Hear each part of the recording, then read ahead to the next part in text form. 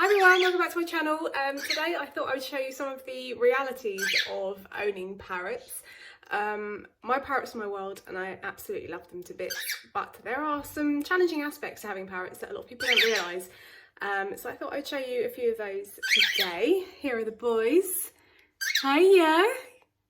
Oh, he's so beautiful, and then Mr. Tubes. Oh, they're so lovely. So I'm going to show you some clips from throughout the week of some of the challenging aspects and realities of owning parrots. I also just wanted to say that my plan was to film this over a week, and I started filming it last month, and then some things got in the way and it didn't quite go to plan. So if you've seen some of the clips that the cages are different and different setups and perches, and Pickles has got a completely different cage now, that will be why. So I thought I would just throw that out there while showing you some cute little stills of the boys.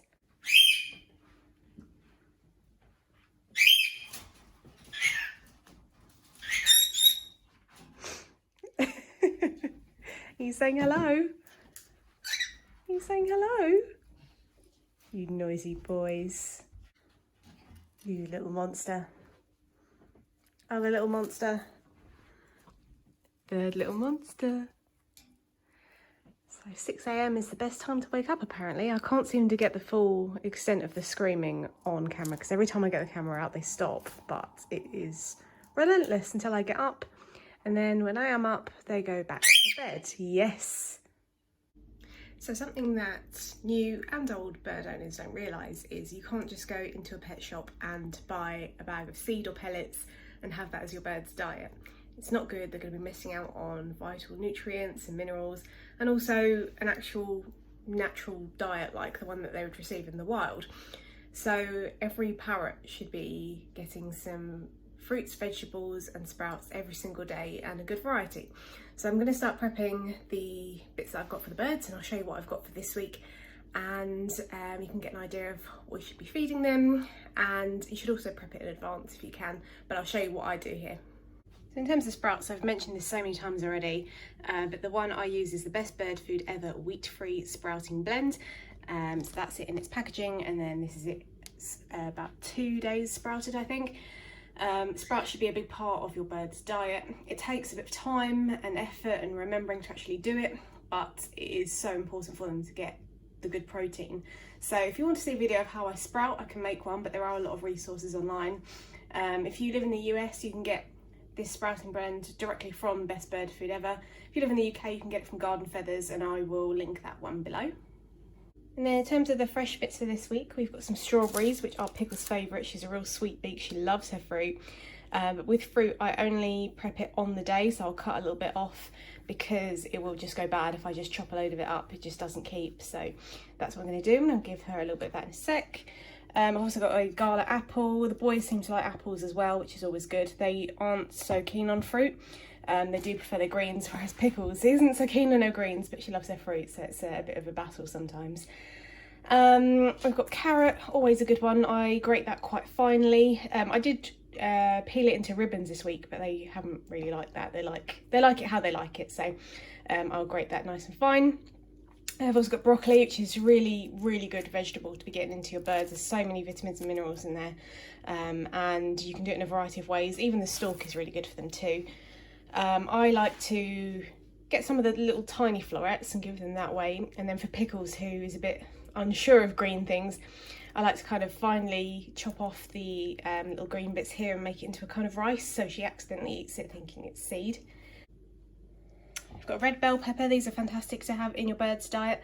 They are packed full of vitamin A, and that is something that a lot of parrots in captivity are missing in their diet, and they have a deficiency. So vitamin A is really important. They can eat the seeds and the flesh and everything like that, so that's great. What else have we got? We've got wild rocket. The boys absolutely love rocket. It gives them fantastic breath as well. It's a nice peppery kind of smell, so I really like that. And I think that's all of the veggies. So as I said, with the actual vegetables, so the pepper, the carrot and the broccoli, I'll prep that and pop it into a bowl, and then I'll put that in the fridge. With the strawberries, I'll put one into a ramekin and I'll slice a little bit off each day. With the apple, I'll do something similar, but I'll cover it in a beeswax wrap, and then that keeps it fresher for longer. and then the rocket I leave in its packet, and then I just take a handful out and then I'll rinse it and then give it to them in the morning. So I think a lot of people get put off of how much work goes into prepping the veg and the fruit and things every day, but it's so worth it for giving them a natural diet. And I know it's annoying having to go to the shop and things and making sure you've got everything for the week, but it's part and parcel of having a parrot, and if you can't handle that, then you can't really handle having parrots as pets. Here's another reality of owning parrots. We've got loads of mess all over the carpet, and we do tidy this every day, but the birds just like to kick out all their bedding and just generally be cheeky. So that's just another extra bit of cleaning you have to do when you own parrots.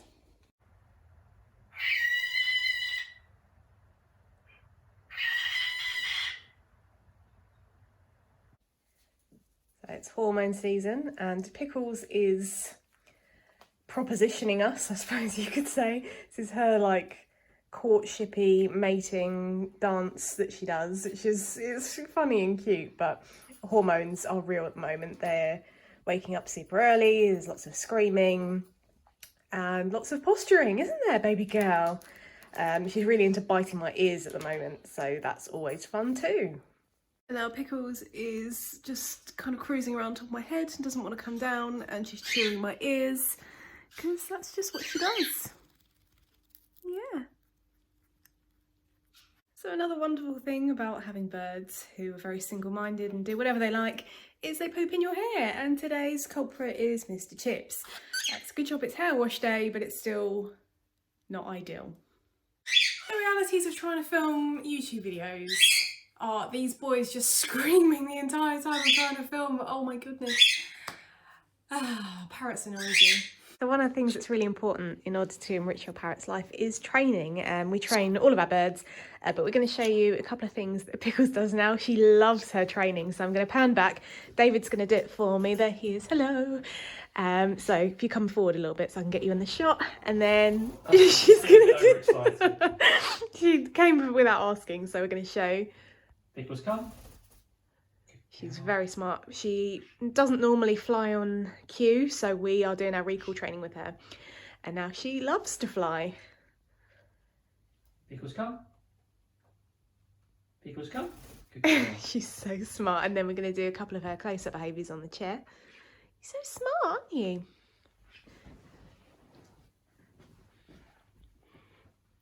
She knows what she wants to do. So she's got her wave. That's her favourite behaviour to do. She's always offering it, aren't you? Spin. She's so smart. We're training her a few other bits and bobs at the moment, like doing a tunnel, but she doesn't quite know it yet, so we won't show that just now. Shake. Good girl. She's so clever, aren't you? Smart lady. So one of the misconceptions of having parrots is they need to be out 24/7. Being in their cage is wrong and bad, and they should only be in there for sleep. And that's something I do disagree on. I know the bird tricks guys do as well. The whole point of being out is to be engaged in some of their activities. I'll show you a couple of things we have. We've got this basketball hoop. They don't know how to do this yet, but they like chewing on the acrylic, obviously supervised. They've got a foraging tray with loads of goodies and some millet hidden in there. They've got training toys and things.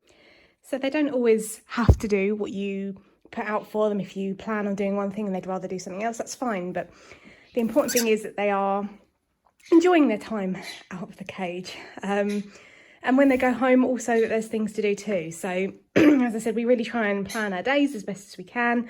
They have things to forage with in their cages, and I change a few of their toys every day, so there's always something different.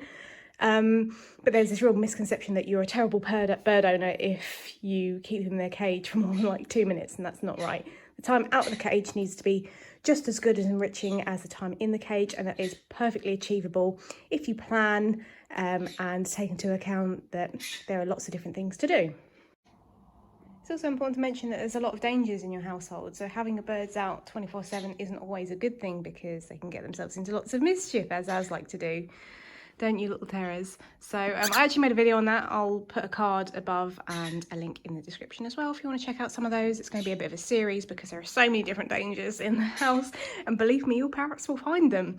So it's good to know. Even as an existing bird owner, there might be a few things that you hadn't thought of, so I'll pop that above and below.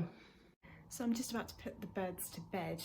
One of the things you may not be aware of, particularly with cockatiels rather than other parrots, are they sometimes have night frights, and that is where something in the night might spook them. It could be their own feathers, it could be noisy neighbours like we have, it could be moths or car lights going by, and they will just start freaking out in the middle of the night. They'll be flapping around, possibly hurting themselves, and it's just something that cockatiels are prone to. No one really knows why.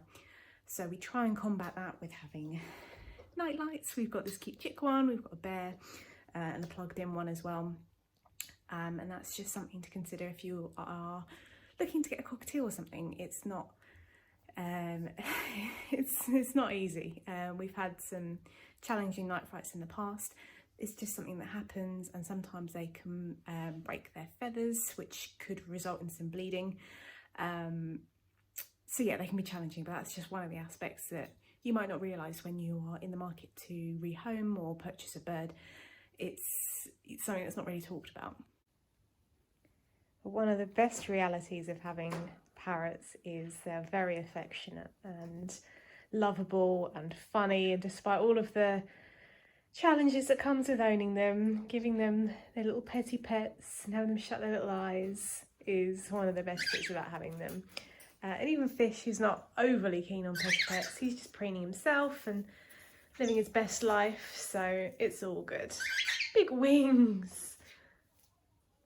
So those are some of the realities of owning parrots. They are great fun and they do make good pets if you have the right home for them, but there are lots and lots of challenging aspects to owning them. So bear that in mind. I'm going to make some parrot care and tip videos for you to see. So stick around for those, and if you're interested in more parrot content, then please subscribe and maybe even drop a cheeky like. And I'll also pop the Instagram link to the Boys and Pickles' Instagram page if you want to go and check out their silly antics on a daily basis. So I hope you're having a great week and a great day, and take care and see you later.